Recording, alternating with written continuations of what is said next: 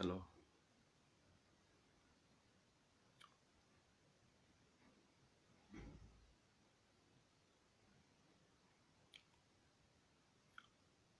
Say now. Gala gala.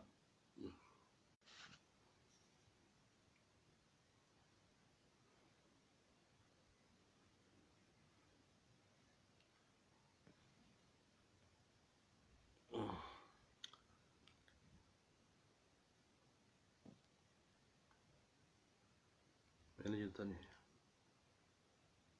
Hello.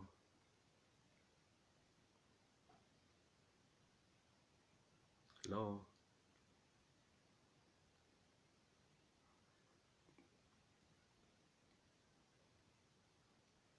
Hello.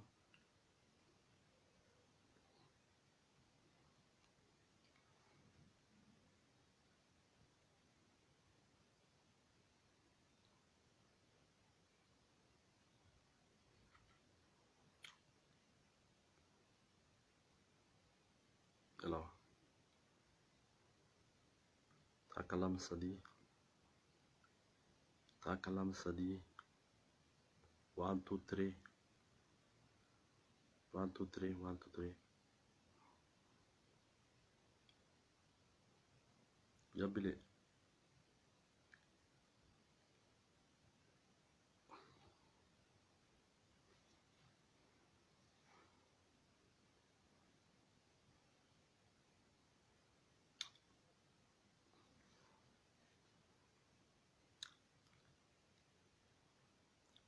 Ayega me.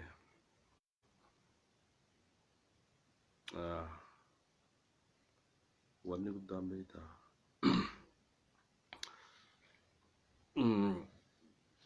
Ayurata me.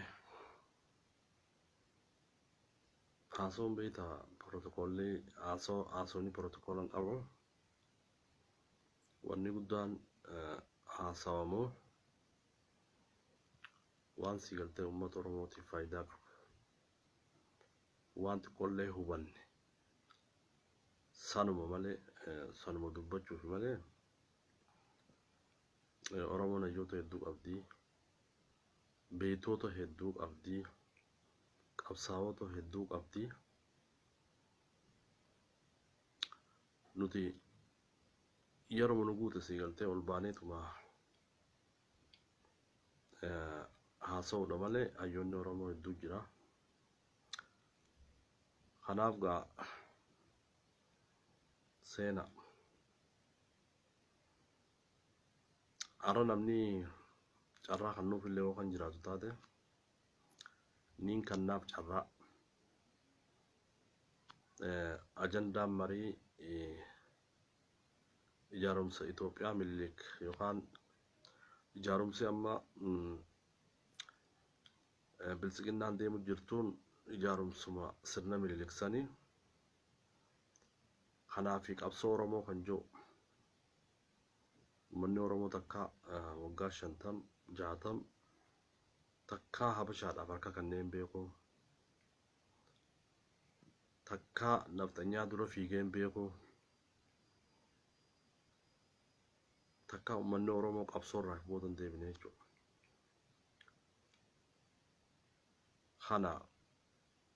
Kanarratti marii gaggeessuun barbaachisaadha. Kanaaf gaamee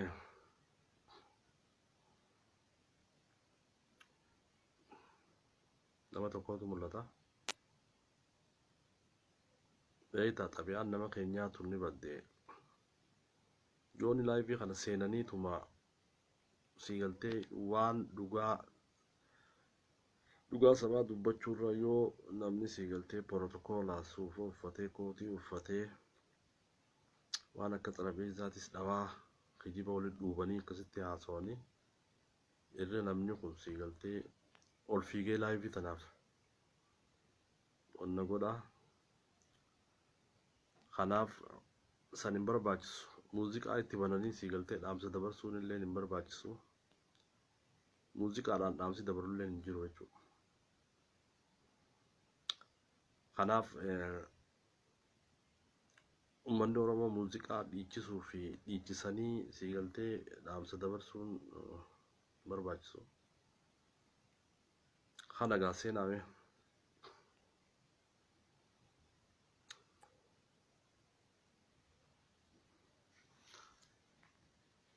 Viidiyoon kun yoo illee rakkoo qaba. Viidiyoon silkiitu rakkoo qaba. Akka silaa barbaachisetti qulqulleessitee wanni isiin nagootu hin jirtu. Kanaaf gaa mee itti haafufnu. Abu Haniya magana gaan dhufte welcome. Welcome yaada. Kanaaf gaa wanni guddaan siigaltee wanni namni hubachuu qabu Itoophiyaa ijaarumsa Itoophiyaa mililik yookaan bilisiginnaa jechuudha. Kana qabsoon Oromootu har'aan tana Oromoon qabsoo akkam gaggeessaa jirti kan jiru laaluun barbaachisaadha. Akkuma beekamutti ummanni Oromoo har'aa miti qabsoo kan eegalee qabsoo jechuun waan qabsoo jiru kanaa fi uummata Oromoo addaan baasanii laaluun hin danda'amu. Uummanni Oromoo sirna gita bittaa nafxanyaa guyyaa tokkollee uummanni Oromoo gabbaree roorroo siigaltee Habashaan irratti gaggeeffamtu guyyaa tokkollee laaleen beeku jechuudha. Uummanni Oromoo ni qabsaawaa ture, qabsaawaa jira. Duuba qabsaa'uu tana keessatti uummata Oromoo wanni mataa gaqqabee, uummata Oromoo siigaltee wanni cabsee akkuma beekamutti nama Oromoo keessaa bee goobanaan uummata Oromoo akka malee miidhee jechuudha. Goobana yookaan nama Oromoo siigaltee hagaraaf jecha alagatti harka kannatee warri nafxanyaa kun siigaltee uummata akkasiisan qabatanii Oromoo cabsaanii turan malee guyyaa tokkollee uummanni Oromoo nafxanyaa gabbaranii harka kannanii dheessanii hin beekan jechuudha. Duuba tun mallattoo guddoodha Oromoodhaaf waan nama boonsaati. Beeta waan takka takka wallaaluunis rakkoodha. Qabsoo Oromoo tana siigaltee qabsoo Oromoo tana keessatti hundeeffama qabsoo Oromoo tana beekuunis barbaachisa. Biyya Itoophiyaa keessatti qabsoo Oromoo tana kan hundeesse kan siigaltee utube jechuudha. Abbootii teenya qaqqaaliitutu wareegame jechuudha. Jaarraa abbaa gadaa kan fudhannu taate. Irra guddaa siigaltee qabsoo tanarratti maqaa Oromoo kan nafxanyaan dhabamsiisuudhaaf halkanii guyyaa sirni gita nafxanyaa irratti xaxaatu darsen hunda dura dhaabbachuudhaan Oromummaa har'aan tana siigaltee nuti ittiin boonu tana warri wareegama kafalee Oromummaa tana fide dhugaa dubbachuudhaaf sheekota Oromooti. Kana beektaa nam tokkolleen haaluufillee haaluullee danda'u, dho'isuullee danda'u. Seenaan beektaa seenaan hin dhokattu. Seenaan hin dho'isoo jettees dho'isuu siif hin taatu. Kanaaf duuba abbootiin teenya qabsoo Oromoo tanaaf Oromummaa tanaa fi Oromoodhaaf akka malee qabsoo godhaa turan sirna gita nafxanyaa Amaaraa dura dhaabbachuudhaan. Duuba uummanni keenya kakaleessa siigaltee Oromummaa isaaniitiif du'aa ture. Uummanni keenya ka siigaltee hayyoota keenya qaqqaalii yookaan qabsaa'ota keenya qaqqaaliidhaan Oromummaan as geesse. Hani har'aan tana siigaltee namni waa'ee Oromummaa naman barsiifne kan uummanni Oromoo hundi Oromummaa isaanii beekan bara kana keessatti Oromummaa dhabamsiisuun hin danda'amu jechuudha. Maaliif yeroo takka takka waan nama dhibaate amma fakkeenyaaf ijaarumsi siigaltee amma mootummaan fidaa jiru beeytaa yeroo laalle amma fakkeenyaaf haala siigaltee bilisiginnaan itti deemaa jirtu kan madaallu taate sirna siigaltee mililiksan deebisu kaayyoon guddaan siigaltee kaayyoon guddaan tana jechuudha.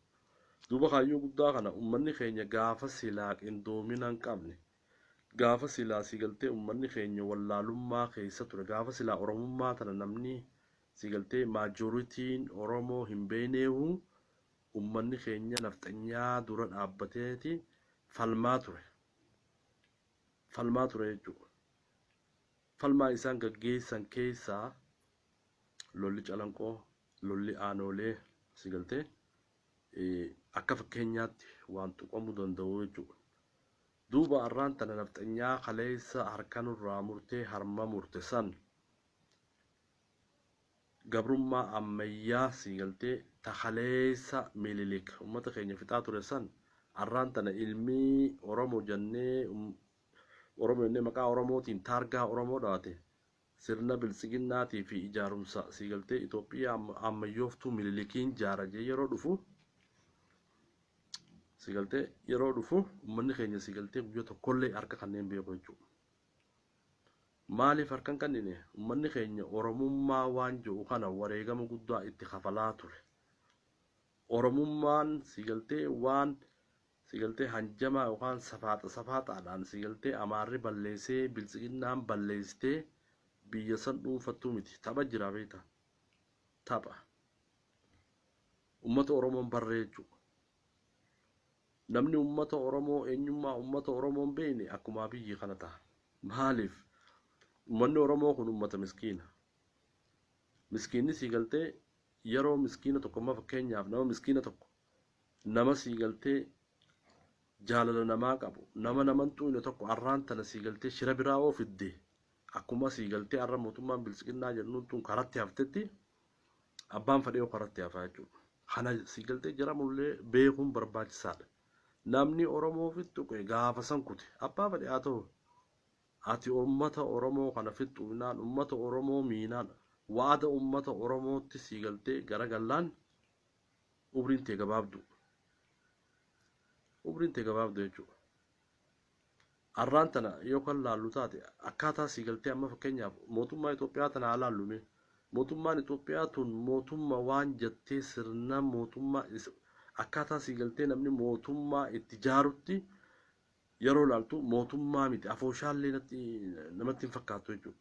Maaliif mootummaa tartiiba siyaasaa hin qabne, mootummaa faayidaa ummata siinee sibne, mootummaa yaada ummataan fudhanne, mootummaa sagalee ummataan kabanye, mootummaa siigaltee olaantummaa amaaraa deebisuu deemtu, mootummaa yeroo gaafii mirgaa namni gaafate maqaa taargaa nama dhoytu kana jechuudha.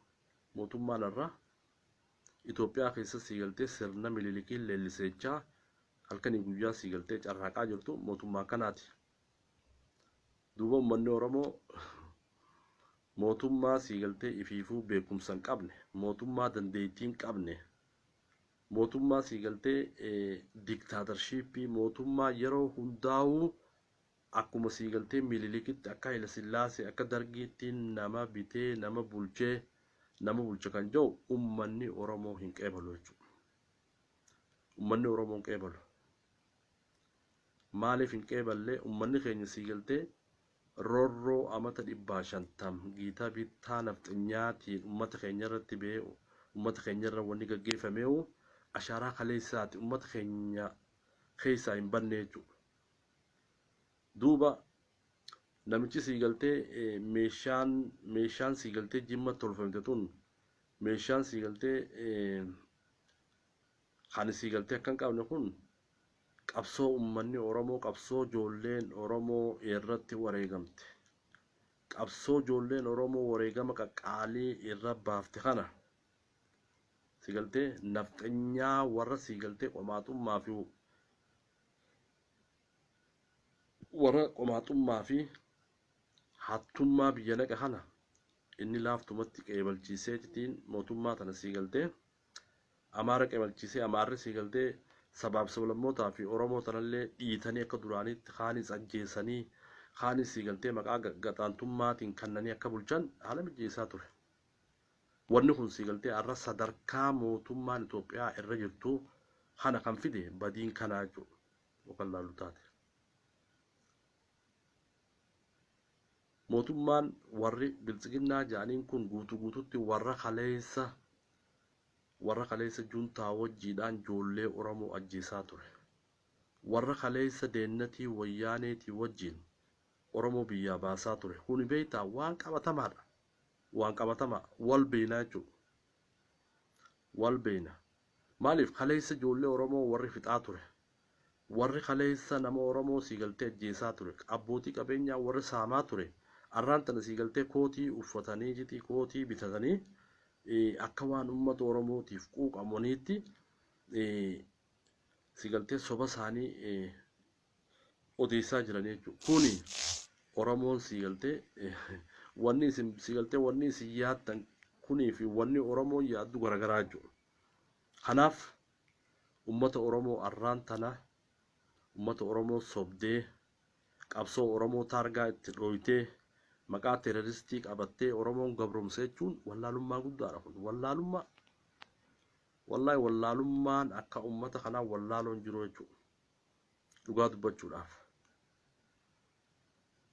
Arraan tana siigaltee dhaloonni Oromoo jenereeshinii siigaltee qabsoo Oromoo tana gurratti dhagaa qabsoo Oromoo tanaaf siigaltee wareegama kafaluudhaan dhaloota akkasiitu arraan tana Oromiyaa keessa jira. Dhaloota siigaltee harka namaan kannine harka nama kannisiisu.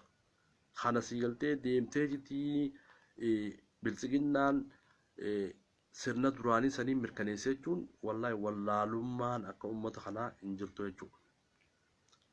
Kana mee dhugumatti warri amma fakkeenyaaf biltsiginnaa yookaan maal jettaniin badhaadhina warri jiru kun badhaadhina kana kaayyoolleen beekan. Kaayyoolleen beekanii sagantaalleen beekanii duuba gabrummaa sirna Amaaraa san uummata Oromoo irra kaa'uudhaaf warri siigaltee Oromoo tana lafa qabee Oromoo tana Amaara dura kaayanii gabromsuudhaaf warri deemu warra siigaltee biltsiginnaati. Warra biltsiginnaa badhaadhina Oromiyaa jennuun kana keessaafuu OPDO duraanii jechuudha. Warra TPLF wajjiin Oromoo ajjeesaa ture, warra gabromsaa ture, warra biyyaa baasaa tureetu arraan tana biltsiginnaa Oromiyaa jee siigaltee shookeelee walitti qabanii uummata keenya irrallee ajjeesaa jiranii jechuudha. Kuni carraan kee dhumatee jira. Carraan kee dhumatee jira. Carraan siigaltee ati qabdu, carraan isin qabdan namni gizee du'ee taaziyaa taa'aa isin siigaltee ammaan taaziyaa taa'uutu barbaachisaa jechuudha. Carraan keessan dhumate. Irraan deebi'a. Isin warri biltsiginnaa kun wanni amma godhuu qabdan gadaan keessan dhumatee waan jiruuf gara fuula duraas siigaltee seera jalaayis waan hin baaneef dhumaatii uummata Oromoo fixxanii fi uummata siigaltee Tigraayii fi Itoophiyaa uummata Itoophiyaa guutuu waan fixxanii jecha amma osoo lubbuun jirtanii sharaa dhaabbattanii taaziyaa taa'uun barbaachisaadha jechuudha. Eenyuuf teessan? Mataa keessaniif teessanii jechuudha. Mataa keessanii taa'a. Qabadha. Osoo lubbuun jirtanii waan hammeenye isin dalaydan ni beeytanii jechuudha. Uummata Oromoo irratti hammeenye isin dalaydan ni beeytan. Takka takkatti siigaltee if beeytanii uummanni Oromoo takka takkatti isin beeka. Kanaaf wanni isin godhuu qabda warri biltsiginnaa giseen jiru hooggantoota bichaa miti. Hooggantoota qofa osoo hin taane deeggartoonnis siigaltee warra doofoota osoo uumaa takka hin beekne lafa dhiittan hundinuu osoo lubbuun jirtanii sharaa dhaabbadhaa taaziyaa taa'a. Taaziyaa taa'a. Namni beektaa eega du'e booda taaziyaa siigaltee sharaa dhaabanii fi isin osoo jirtanii sharaa dhaabbadhaa shuumoo affeelaa siigaltee taaziyaa ofii taa'uun barbaachisaa. Taaziyaa ofii taa'a. Kana jechuudha. Akka kaleessaatti siigaltee jijjiirama ijoolleen Oromoo qeeroon Oromoo fiddeen arraan tana siigaltee akkuma kaleessaa sanitti badii balleessinee mootummaan tun yeroo kufte gama hooggansaa siigaltee afaan mimmiifannee deebinoo kan jettanii yaaddan taate dogongora tokko jalaan baatan. Seera jalaan baatan. Uummata Oromoo ajjeestanii seera jalaan baatan. Kana jala murtanii beekuun barbaachisaadha jechuudha. Akka siigaltee amma duraatti dhiifamaan dabruun hin danda'amu. hin danda'amu jechuudha. Kanaaf kana murteeffadhaati sii galtee sharaa keessan qopheeffadha. Yeroon sharaa qopheeffadha. Sharaa qopheeffattanii taaziyaa mataa keessaniif taa'uun barbaachisaadha jechuudha. Hooggantoonni bilchiginnaa, deeggartoonni bilchiginnaa, warri sii galtee warri shiraa hundinuu sharaa gurguddaa barbaaddadhaatii sii galtee dibootaas barbaaddadhaa haqaltan jechuudha. Du'aayii teessan du'aayii gootan jechuudha. Kanaaf akkasitti if qopheessaa jechuudha du'aaf. Sii galtee osoo jirtanii jetti taaziyaa ofii taa'uun barbaachisaadha jechuudha. Kana sii galtee jara murtanii beekuun barbaachisaadha. Gama biraatiin arraan tana sii galtee qabsoon Oromoo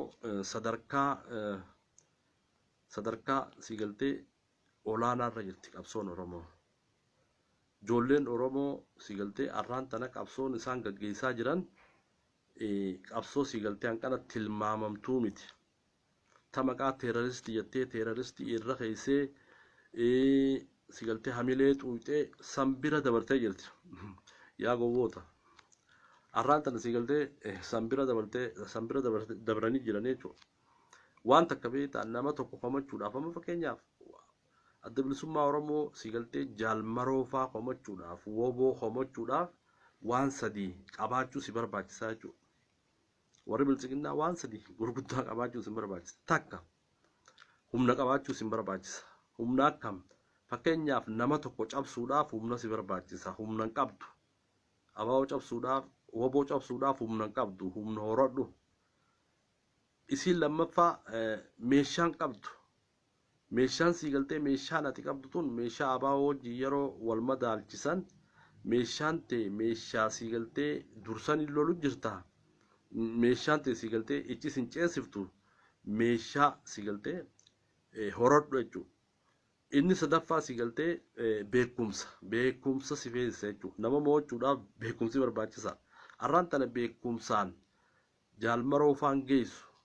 Ijoollee oboo tanan geessu. Ijoolleen sii galtee beekumsaan hayyoota. Istiraateejii baasuudhaan hayyoota.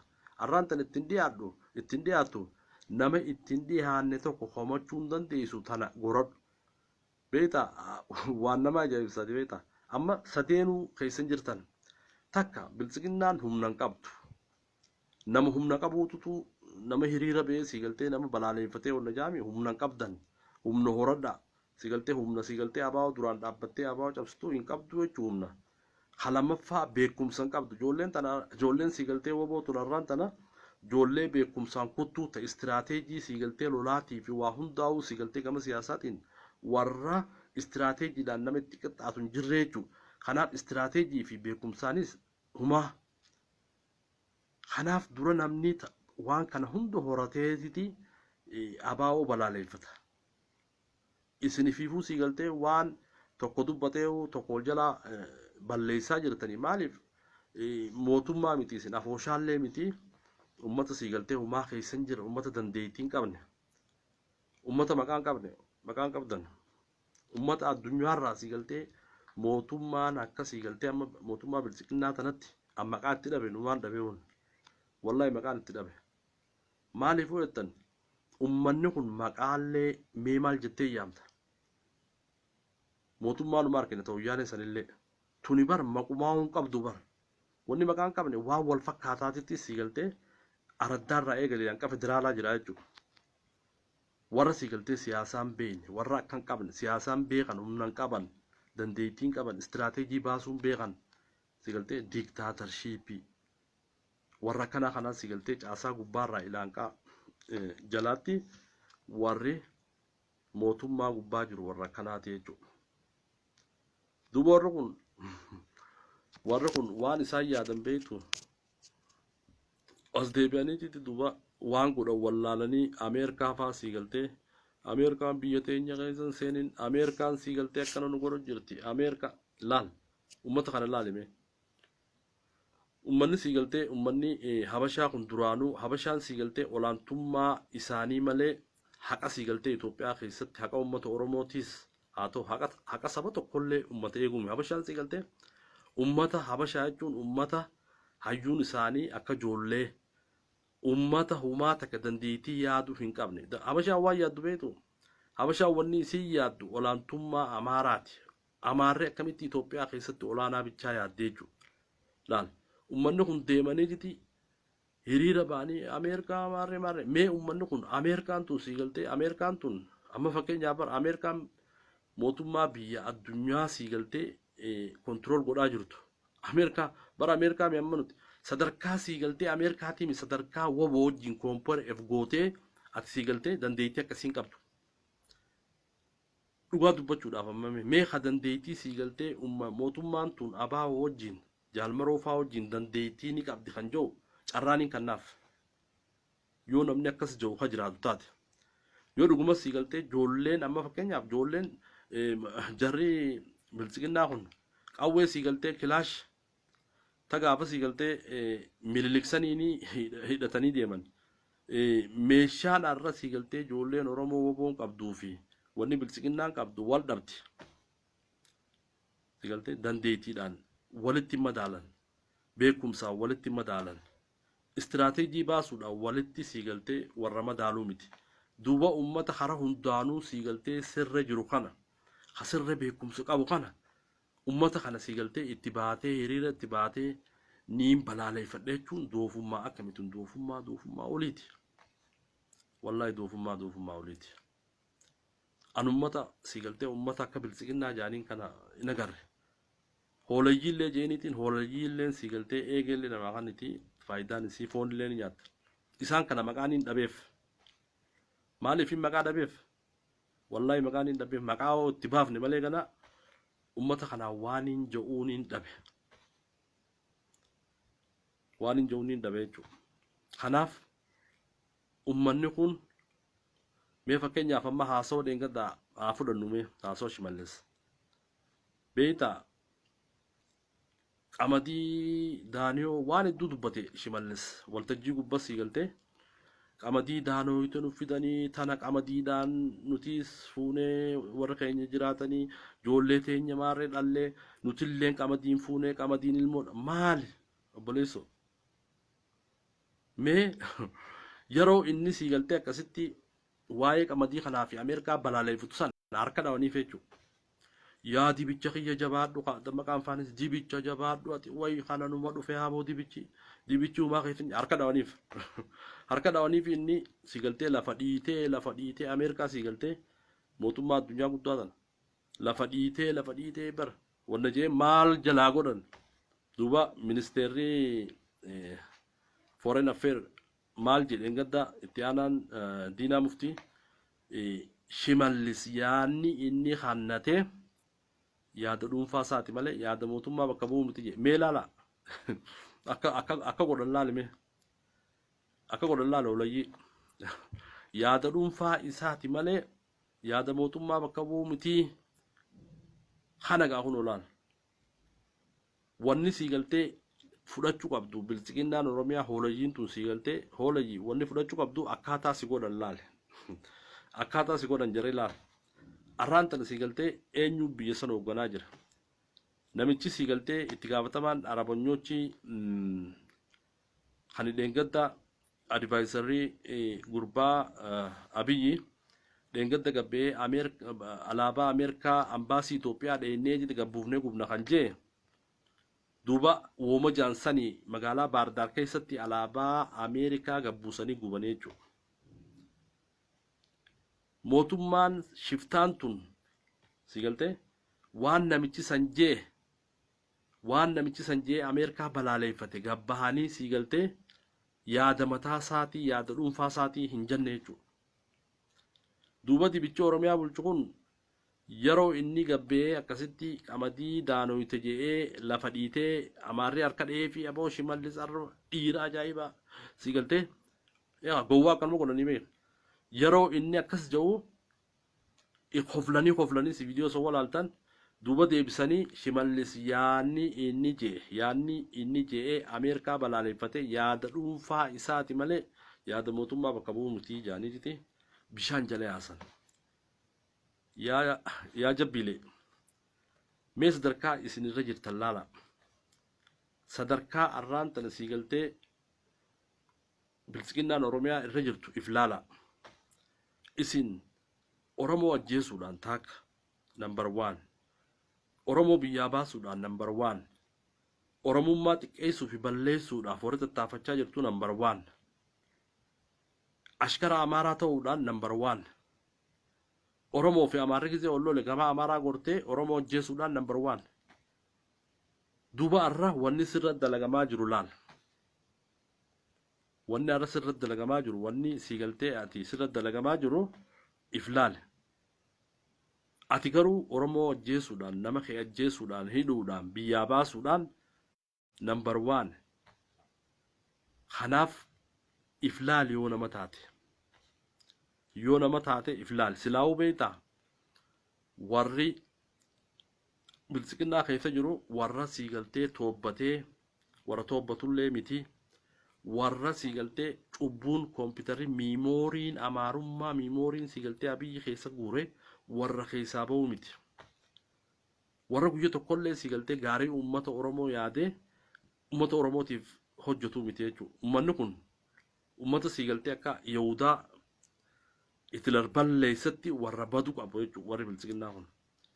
Warra siigaltee genereeshiniin bilisiqinnaa jaamtu kun genereeshiniin opiidoo jaamtu tun warra badu qabu. Maaliif badu qaba? Uummanni kun uummata siigaltee Oromoo ajjeesuun, Oromoo biyyaa baasuudhaan, Oromoo dhabamsiisuudhaan, Oromoo xiqqeessuudhaan, Oromummaa balleessuudhaan warra siigaltee number 1ti. Uummanni kun ummata siigaltee genereeshiniin isaanii badu qabdu jechuudha. Wallahi ummata siigaltee irraa waa deebi'u miti. Kanaaf baduuf teessan jechuudha. Baduuf teessan ol fifiidanii wannan jiina yoo dandeettii qabaattan dandeettii yoo kan qabaattu taate chaansii siif hin kanname. Chaansii siif hin kanna. Warra bilisiqinnaa chaansii siif hin kanna. Seenteetitii nama laaltee deemta. Yaa jabbile. Kanaaf dandeettiin qabdan dandeettiin isin qabdan siigaltee uummata Oromoo miskiina uummata Oromoo siigaltee kan jireenyi isaa isa yaachisu jiru kana hiitanii jiti kana ajjeeftanii siigaltee dargaggoo Oromoo ajjeestanii jiraachaa jirtan. Kana malee dandeettiin isin qabdan dandeettii qabaattanii biyya hoogganaan jirtanii jechuudha dhugaa dubbachuudhaaf. Dandeettii takkan qabdan. Namni dandeettii qabu saba isaa cinaa dhaabbata. Namni dandeettii qabu dandeettii isaatii fi konfidensii mataa isaatti horatee jiti uummata kiyyaaf ja'a. Dursa uummata kiyyaaf faayidaa uummata kiyyaa ja'a. Isin siigaltee garaa keessanii fi uummata Oromoo gurgurtanii waa nyaachuu malee faayidaa uummata keessanii guyyaa tokkollee dubbattanii hin beektan. Mee ka dubbate jawa saaboo. Tigireen arra siigaltee uummanni Tigiree hani arraan tana naannoo Tigraay keessatti uummanni dhumaa jiru kun waan biraatiif dhumaan jiran. Faayidaa uummata keenyaa dabarsinee hin laannutti dhumaa jiran jechuudha dhugaa dubbachuudhaaf. Tigireen faayidaa uummata keenyaatiif illee faayidaa uummata keenyaa dabarsinee hin laannu. Faayidaan uummata isaanii maali? Itoophiyaa takkitti abiyyiin deemuun hin fudhannu. Yoo federaalizimii taate federaalizimiidhaan waliin bullaadha. Yoo kanan taane dhumnee dhabamnaatti siigaltee lolli Tigraay irratti eegalamee jechuudha. Kun gootummaa caaltu. Mootummaan naannoo Amaaraa kan fudhannu taate mootummaan naannoo Amaaraa faayidaa uummata Amaaraa eegsisuu irratti hangafoota. Uummanni Amaaraa naannoo Oromiyaa keessatti uummanni keenya dhumaa jira. Beenishaangul keessatti dhumaa jira. Siigaltee hooggantoonni mootummaa naannoo bilisiqinnaa naannoo Amaaraa faayidaa uummata isaaniitiif siigaltee wareegamanii kafalanii jechuudha. Hoolayyiinoo viidiyoo teenye tun hoolayyiin bilisiqinnaa tahumaa takka siigaltee rabbiin waan takka sammuu tana keessan kaayin tani uummata sii xiqqeessuu fi uummata sii ajjeesuudhaan number 1. Tani siigaltee abaarsi rabbii irra bu'e. Tan uummata Oromoo ajjeesuu fi biyyaa baasuu fi Oromummaa xiqqeessuu irratti number 1. Uummata kana jechuun uummanni siigaltee maqaa Oromoo qabatee Oromiyaa keessa jiru. Warra siigaltee TPLF fi wajjiin uummata Oromoo fixaa ture. Arraan tana siigaltee arraas deebi'ee mootummaa amaaraa dhaabuudhaaf ummata keenya fixaa warri jiru ummata kana jechuudha. Ummata kana ummata shookeessii galte. Kanaaf akkuma reefu jeetti chaansiin isin qabdan silaa'uu beektaa ummanni Oromoo isinirraa humaa takka abdiin qabu. Ummanni Oromoo bilisiginnaa Oromiyaatii fi waan kaadiree opiiniyoo tanarraa humaa takka sii galtee abdiin qaban. Ummanni Oromoo sii galtee za'aa amma sa'aa nama jiru sa'aa 10 takka sii galtee yeroon bari'uudhaaf humaa. Duuba ummanni Oromoo ummata akka keessanii kana yoo sii galtee ummata cinaa dhaabbattellee arraan tana chaansiin qabdu. Dhugaa dubbachuudhaaf. Ummata Oromoo fixaa turtee arra sii galtee harka kalladheetiin ummata cinaa dhaabbatu chaansiin qabdu. Tana sii galtee beekuu qabda. Wanni isin godhuu qabdan akkuma reefu jee sharaa dhaabbatanii taaziyaa mataa keessanii taa'uu qofa osoo lubbuun jirtanii jechuudha. Mee namni kana addunyaa irra jira. Namni akkana addunyaa irra jiru addunyaa irra dhageen beeku. Ummanni sii galtee sharaa dhaabbatee taaziyaa ofii taa'uu qabu mataa keessanii jechuudha. Sii galtee sharaa dhaabbatanii taaziyaa taa'uun barbaachisaa. Kanaaf waan sii galtee akka maleeti ummanni Oromoo arraan tana sii galtee qabsoon Oromoo rabbiin dhaqqabee jira. Rabbiin sii galtee ummanni Oromoo kun wanni rabbiin sii galtee ummata Oromoo kan akkana gargaaru jiruuf ummata kanaatu ummata miskiina. Ummanni kun ummata shira nama yaaduu beekuu miti. Ummanni kun ummata guyyaa tokkollee saba tokkollee dhiibee miti. Ummata sabaaf sablammoota wajjin jiraachuudhaan hangafaate jechuudha. Ummanni Oromoo sabaaf sablammoota wajjin yeroo jiraatu ummata ifii miidhamee sii galtee faayidaa sabaaf sablammootaa niin eegajee ummata ifii miidhamu jechuudha. Ummanni Oromoo dhugaa fedhe. Duuba ummanni akkanaa kun yoo rabbis si kanne hinaftu. Dhugaa dubbachuudhaaf hinaftu. Namni Oromoon sii galtee abaarte bakka takka hin gahu.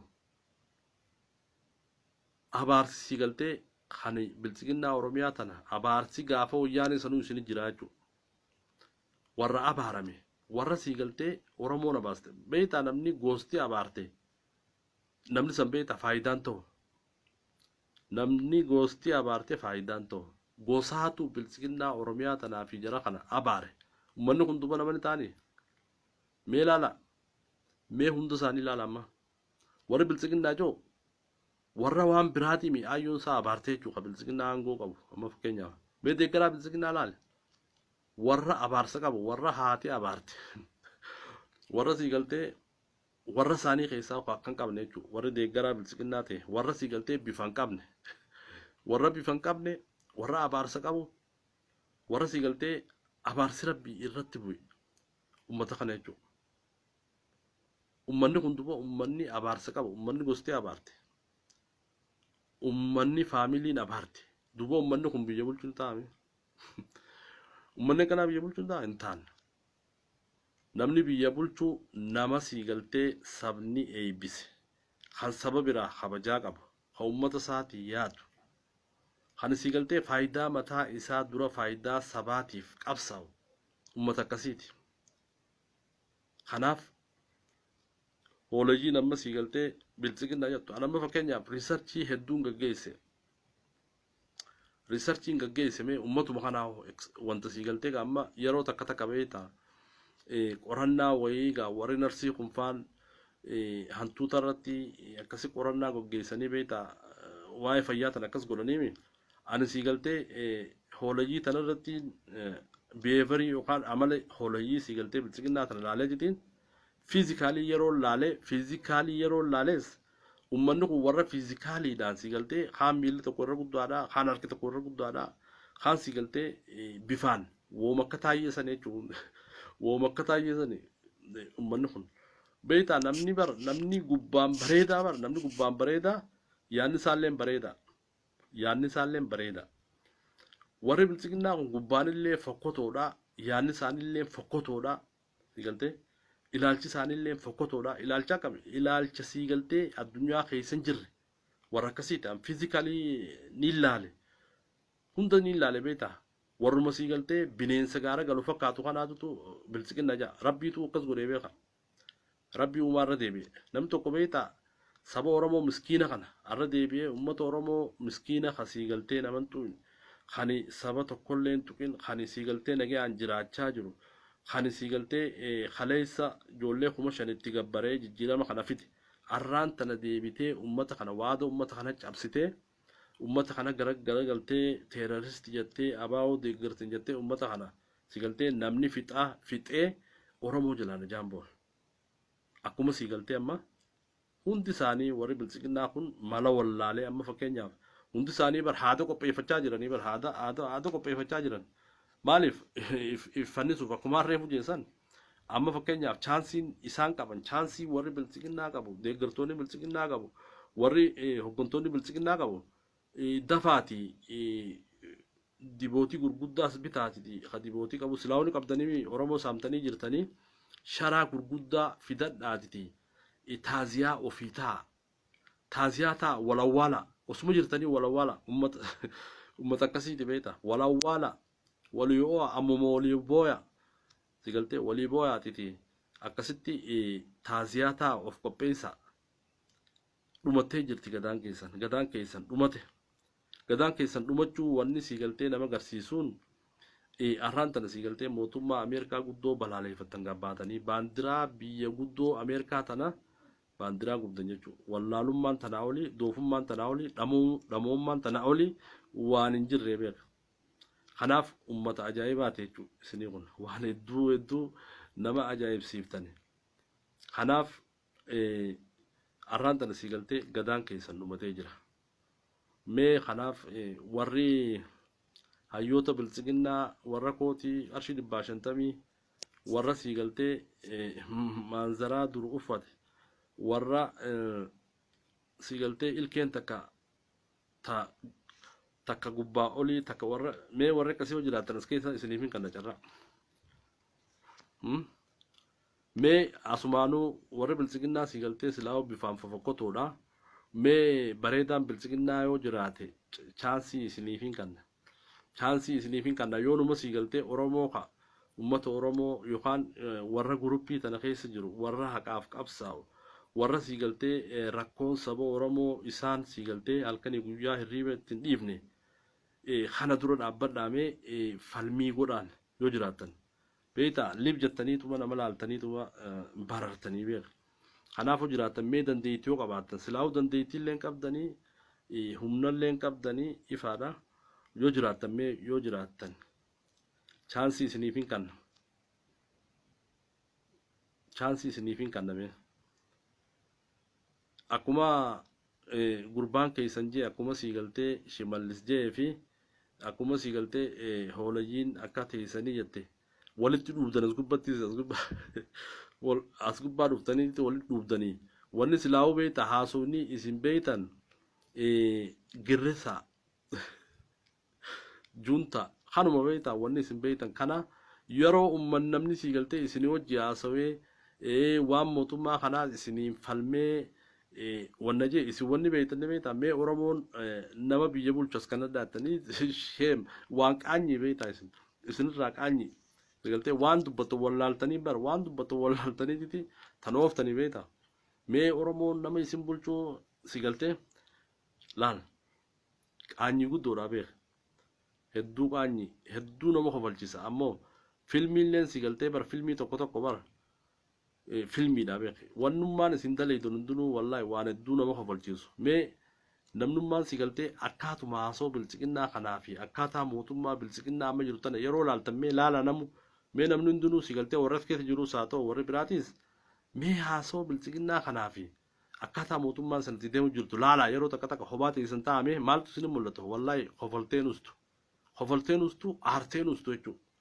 maaliif ummanni kun ummata ajaa'ibaati irraa ummata siigaltee abaarsa rabbii qabu ummata siigaltee rabbiin jibbe ummata siigaltee dhiinii oromoo kun siigaltee harki isaanii dhiigaa ummata kanaatu warraan tana siigaltee biyya sana hoogganaa jira jechuudha warra islaamummaa balleessuu barbaadu warra oromummaa balleessuu barbaadu kana jechuudha warri amma fakkeenyaaf warri bilchiginnaa kun.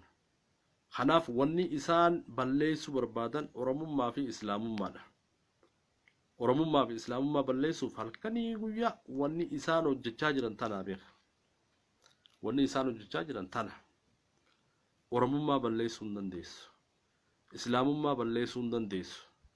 Tana siigaltee sirritti fudhachuu qabdan. Uummanni Oromoo siigaltee baduu hin danda'u. Kanaaf dhiirtis dhufte. Dandeettii qabaannaan Gujii dhaqe. Dandeettii qabaannaan gama Gujii kana deemu. Dandeettii qabaannaan Wallagga dhaqe. Arraan tana akka ta'uu jirtan ni beeytanii. Gujii tana keessatti akka taatan ni beeytanii. Daarekshinii afuriin dheeytaniiti. Daarekshinii Somaaliyaan dheeytanii. Siigaltee ijoolleen humni siigaltee special commandoon haay isin gooteeti. Ijoolleen siigaltee akka malee isin gootee akka lola gaafa baadummeetti lafa isin hafte. Lafa isin hafte siigaltee ijoolleen isin taphattee jechuudha. Duba ijoolleen gizee isin taphattee woboon gizee isin taphattee as deebitanii jiti uummata nagaa ajjeeftanii jechuudha.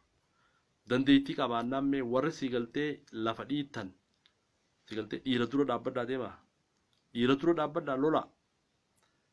Lolaa oo dandeessan. Loluu hin dandeessan. Wanni isin dandeessan miskiina Oromoo, haadha Oromoo, dargaggoo qeeroo Oromoo taganda keessa jirtu abaaboo deeggartaa uummata keenya ajjeesuudha jechuudha wanni isin beeytan. Arraan tana siigaltee Wallagga keessatti dargaggoo Oromoo abaaboo qallabda jettanii jiti dargaggeessa ajjeeftanii jechuudha. Dandeettiin isin qabdan tana. Wanni isin godhaa jirtan kana jechuudha. Uummata Oromoo, qeeroo Oromoo ajjeesuu, haadha Oromoo hidhuu, shamarran Oromoo gudeeduu, Oromummaa salphisuu kana jechuudha. Kanaaf wanni siigaltee isin warri keessaafuu ispeeshaalii humna addaa naannoo Oromiyaa taakka jiru. Mootummaa bilchiginnaa Oromiyaa warra siigaltee ergamtuu juntaa warri turtan. Amma fakkeenyaaf warri Oromiyaa keessa nama fixaa jiru ergamtuu juntaati. Warra kaleessa juntaadhaaf siigaltee juntaa wajjin Oromoo ajjeesaa ture. Har'a siigaltee as deebitee juntaan akkana juntaan abaawoon ergamtuu isinii jechuudha. Wanni isin kaleessa daleeydanuu uummata Oromoo keessaan baane. Warruma saniitu arraan tana siigaltee yeroo Gujii dhaqee dandeettii abaawoo dura itti dhaabbattan yeroo dhabdan as deebitanii uummata nagaa ajjeeftanii jechuudha. Kanaaf gadaan keessan dhumatee jira. Gadaan keessan dhumatee jira. Dhumate.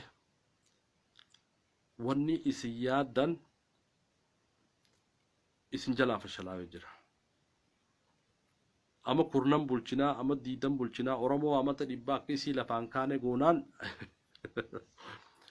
dhumtee jirti. Sigaltee arraan tana Oromoo yaanni isaanii tokko jechuudha. Oromoo wanni yaanni isaanii maali? Arraan tana faffaca'aa miti. Uummanni Oromoo arra yaadaan adda bilisummaa Oromoo woboo jaalmaroo fa'aa gargaarudha. Karaan sigaltee uummanni Oromoo bilisatti ba'uun karaa kana qofa akka taate uummanni Oromoo beekee jira. Oromoon firraa beektee jirti. Abbaa siigaltee jijjiiramaa hiitanillee yeroo gabaabaadha jechuudha amma fakkeenyaaf. Yeroon Juwaar mana hidhaa keessaa woboon Oromoo baaftu yeroo gabaabdu. Kanaaf akkuma harreefu jedhe irra deddeebiitiin ja'a diboota gurguddaa bitaa sharaa babal'aa laalladhaa taaziyaa ofii ta'a warri bilchiginnaa. Osoo lubbuun jirtanii taaziyaa ofii ta'a.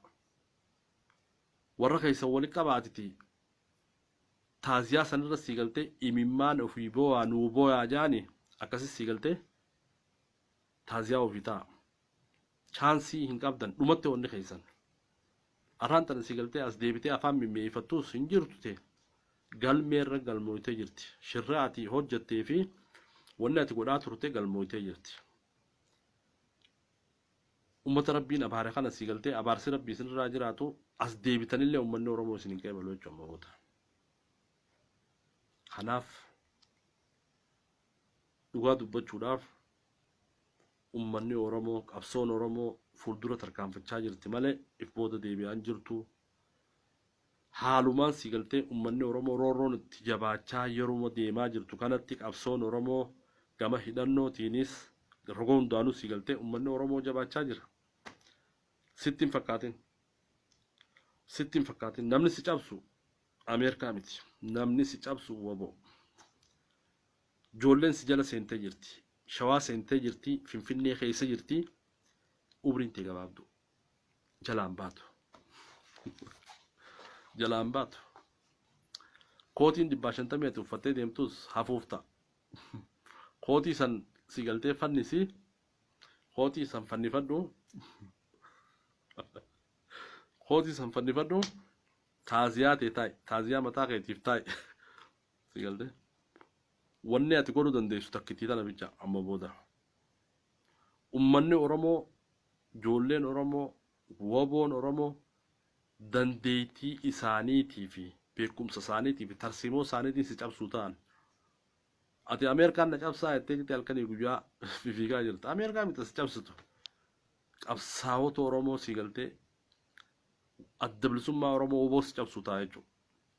Cabukee arraa arkitee jirta gujii keessatti arkitee jirta akka itti afamte si galtee waan si galtee ifa jechuudha arkitanii jirtanii kanaaf dandeettiin isin qabdanii fi dandeettii waboon qabdu kompeer yeroo goote waan si galtee baalaansii dhufuu miti hubattee jirta kanaaf ummata Oromoo bilisummaa ummata Oromoo kan mirkaneessu ijoollee Oromoo waboo Oromooti. Tan akkasi jala murii qabaddo kanaaf yeroon si geesse teedhumatte akkumaan reefu jee sharaa qopheeffadhu dibicha qopheeffadhu taaziyaa mataa keetii taaziyaa ofii taa'e bilisiginnaan taaziyaa ofiif taa'uu qabdanii jechuudha taaziyaa gizee ta'e sommallee taaziyaan si galtee warri bilisiginnaa ofiif osuma lubbuun jiru taa'uu qabu shuumoo gootanii akkasitti taaziyaa ofii taa'uun oo'uun barbaachisaadha jechuudha maaliif har'a ummata jiruu miti ummanni Oromoon dhumu Oromoon hin dhumtu kanaaf waan ati dalaydee tagaafa wayyaanee dalaydee fi taa'amma dalaydee sifannifneeti si galtee sirraa baasuu teenyaa jechuudha. Dhiinni ummata Oromoo dhiinni ijoollee Oromoo irra gannaqaa jirtu akkanatti nafa waan akkanatti hafu sitti hin fakkaatin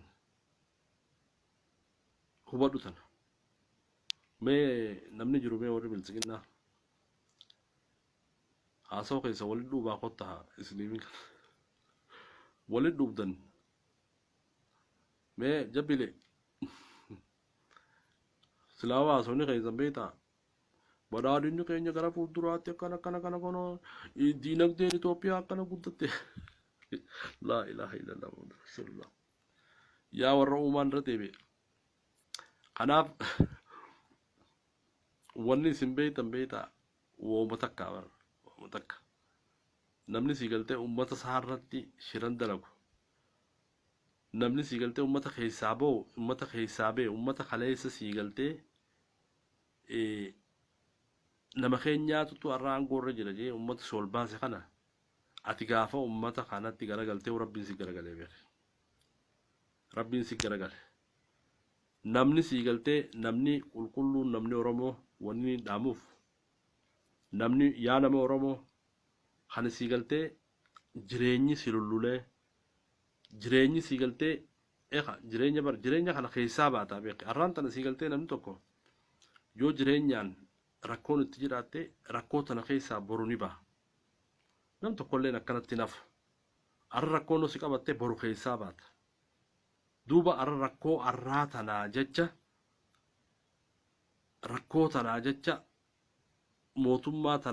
mootummaa tanatti irkattee ummata kee miidhin yoo rakkoon san si jabaatte ummata Oromoo bira dhaqeetiti rakkoo akkanaatu na qabe ummata kiyya si galtee aboo ani sinumaan qabaatite waanaa buusaajii ummata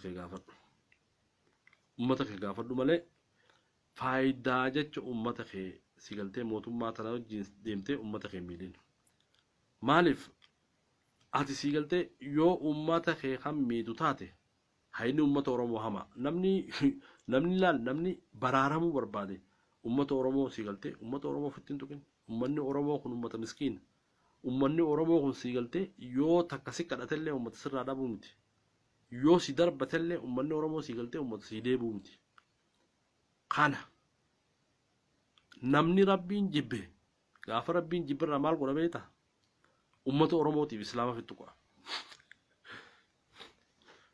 ummata oromootiif islaama fixu qo'a jechuudha namni addunyaa tanarraa kutu barbaade ummata oromoo fixuunaan dhabamte islaamummaa fixuunaan dhabamte warra rabbiin akkanatti islaamummaa fi oromummaa tuqee dhabamu rabbiin hin godhin warra san rabbiin nun godhin warra akkasiitu si galtee guutee jechuudha kanaaf mee chaansii isiniif kannaa namni seenuu barbaadan yookaan fixadheetiin jira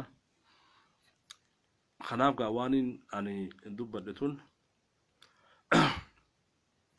haqa ummata oromooti waan ummanni oromoo keessa jiru waan si galtee ummanni islaamaa keessa jiru waan dhugaa jirtuun dubbadhe abbaan si galtee dhugaa jirtu ana fakkeenyaaf amma namni nahaaf deeggaruu miti namni harka naa dha'uu miti I don't care namarraa haajaan qabu waan si galtee ana wanni na fakkaatu akka nama tokkotti miidhaa ummata kiyyaa si galtee miidhaa ummata kiyyaa dubbachuun ana boonsa miidhaa ummata kiyyaa dubbachuun na boonsa kanaaf namni si galtee harka naa dha'u bilisiqinnaan harka naa dha'utu jaalala rakasha barbaaduufi miti kanaaf warri haqaanan dubbadhe kana warri hordofaa ture si galtee akkana gammaduu abdiin qabaa jechuudha warri ammoo si galtee naman fakkaanne warri bifan qabne warri ilaalchaan tortora warri si galtee umaan beene warri oromoo xiqqeessuu malee oromoo bira dhaabbachuun beene warri oromoo ajjeesuu malee oromoo si galtee baraaruun beene warri oromoo amaara dura qabuu malee amaara oromoo duratti hin qabne akka si galtee yaanii nan dubbadha kun hin taaneef ni hin beeka kun duraanuu si galtee warra rabbiin jibbee isaanirraa homaata kan barbaadu isaanirraa homaan barbaadu jechuudha ani saba kiyyarraa waa barbaada ummata kiyya rakkoo ummata kiyyaa na dubbisaa qabsoon oromoo kanarra si galtee saffisaan deemaa jirtu tun akka galma geessuus ni hin beeka mootummaan kunillee yeroo gabaabduu keessatti akka kuftullee ni hin beeka kanaaf namni addunyaa tanarraan ka jiru waan saba isaatiif waan gaarii takka dubbatee waan gaarii tokko godhee addunyaa tanarraa dabruutu barbaachisaa jechuudha kanaaf tana godhuun barbaachisa namni si galtee akka namaatti namni gaafa dhaamuu barbaade namni mee fakkeenyaaf gaafa kutu barbaadeeti wooma lama goota beek ati kutu barbaannaan addunyaa fi akhiratti illee kutu ofeete waan lama fi goota wanni lameen maal oromoo fixuuta achi deemtee too islaamummaa fixuuta bakka siidhumatte faayilli kee faayilli addunyaa fi akhiraa siidhumate namni oromoo fixuqe wallahi hin jiru namni oromoo garagale hin jiru namni islaamummaa tana fixuqe hin jiru islaamummaa fixuunaan oromummaa fixuunaan oromoo fixuunaan sabarnu sitti arraan islaamummaan sitti arraan waraqaa muratte waraqaa addunyaa irra akka saaruutis muratte waraqaa aakhira akka saaruutis muratte kana amma fakkeenyaaf warri waraqaa hasaaruu addunyaa irra muratee fi warri aakhira murate warri bilisiqinnaa yeroo arraan tanaa si galtee haada fudhatanii ifiin fannisa dhiiroo kamiinta ani ifiin fannisa ummata kanaas miidhe islaamummaa tanaas miidhe bar ummanni kun waan jiru warree akka ta'an dhabanii galgala haada fudhatanii dhiiroo ifiin fannisa moojee kaanchii tana dhee dhiiroo kamii ummata kanaan dhiifama gaafadha yoon gaafadhe naaf godhani amma si galtee teenshiinii addaa keessa jiran jechuudha kanaaf warra sanirraa rabbiin hin godhini kanaaf warri bilisiqinnaa warri bilisiqinnaa holayyii bilisiqinnaa jiraatan caraa siree mudala yoon jiraanne egaa sa'a dheertuu takkaan haasa'ee kanaaf fayyaadaa galatoomaa injifannoon ta'u ummata oromooti ummata oromoo miskiina kana rabbiin sii galtee mirga keenyallee rabbiin waa baasuu bilisummaa rabbiin waa mirkaneessuu warra sii galtee ilaalchaan fokkotaa warra yaadaan fokkotaa warra sii galtee oromoo ajjeesuu malee oromoo bira dhaabbachuu hin beekne warra oromummaa balleessuuf tattaafachaa jiru kana rabbii isaanaa balleessuu ummanni oromoo sii galtee wal bira dhaabbadhaa wal gargaaraa sii galtee arraan tana ilaalchaan gargar ba'uun ummata oromoon baasuu akkasuma islaamnilleen ilaalchaan gargar ba'uun ummata islaamaan baasuu haalli keessa jirru arraan tana haala hammaataadha. Mootummaan arra wanni godhaa jirtu ummata islaamaa yaadaan gargar baaftee islaamummaa balleessuuf halkanii guyyaa hojjechaa jirti. Arraan tana mootummaan tunilleen Oromoo ilaalchaan gargar baaftee ummanni Oromoo kun amata dhibba niin bulcha akka jeessan halkanii guyyaa tattaafachaa jira. Garuu ni dadhabe. Kanaaf ummanni keenya tokkummaadhaan qabsaa'uun wal bira dhaabbachuun barbaachisaadha. Wal xiqqeessuun hin barbaachisu. Kanaaf injifannoon siigaltee arra guyyaa afran shanan kana Gujii irratti argame injifannoo gaariidha. Injifannoon tun itti fufuu qabdi. Injifannoon tun akka itti fuftu godhuudhaaf ummanni Oromoo bakka jiru hundaa'u deeggarsa godhuun barbaachisaadha. Lola kanarratti illee abbaan lola kanaa abbaan istiraateejii hubannee jirra. Kamaal galchuu akka siigaltee lola kana keessa lola Gujii kana keessa qabatee deemaa jiru odeeffannoon argamaa jirti. Isaa fi baacaa dabaleetu siigaltee guyyaa 18 keessatti abaa'oo Gujii keessaa ni dhabamsiifna jedhanii halkanii guyyaa siigaltee waraana fudhatanii ijoollee Oromoo waboorra duulaa jiranii duuba duula isaan irra duulan saniin injifannoo qaqqaalii galmeessitee jirti. Ijoolleen teenya guyyaa shanan guyyaa ja'a irratti guyyaa ja'an kana keessatti injifannoon ajaa'iba argamtee jirti. Kanaaf wanni kamaal galchuu godhaa jirus hin milkaa'u hin milkooytu. Baacaa dabalee wanni godhaa jirtus hin milkooytu. Qabsoon Oromootii fi waboon irratti kaleessaa sanii miti. Ta maallaqaan irratti siigaltee maallaqa baaftanii addaan diidan sanii miti. Ta maallaqa ergitanii odeeffannoo irraa fudhattanii shiritteettanii qabdan sanii miti. Qabsoon Oromoo waboon Oromoo sambira kuttee jirti. Arraan tana go'umsa hundaanuu dandeettiin haa taatu go'umsaan haa taatu humnaan haa taatu waboon isinii olitti argamte jechuudha. Kanaaf ummata nama isinii olitti argamu kana dheeyxanii waan feetan fudhatanii dheeyxan akkuma guyyaa afran shanan ja'an kana dhumtanii galtan kanatti dhumisi keessan guyyaadha. Kanaaf kamaal galchuutis wanni ati godhaa jirtu istiraateejiin ati Gujii irra baaftee waboo dhabamsiisuuf godhaa jirtu waan si dhabamsiisaatii fi waraana keessan dhabamsiisaati malee waboon hin dhabamtu. Kana wanni jechuu barbaadu. Assalaamu alaykum warahmatullaahi wabarakaatu. Nagaan jiraadha.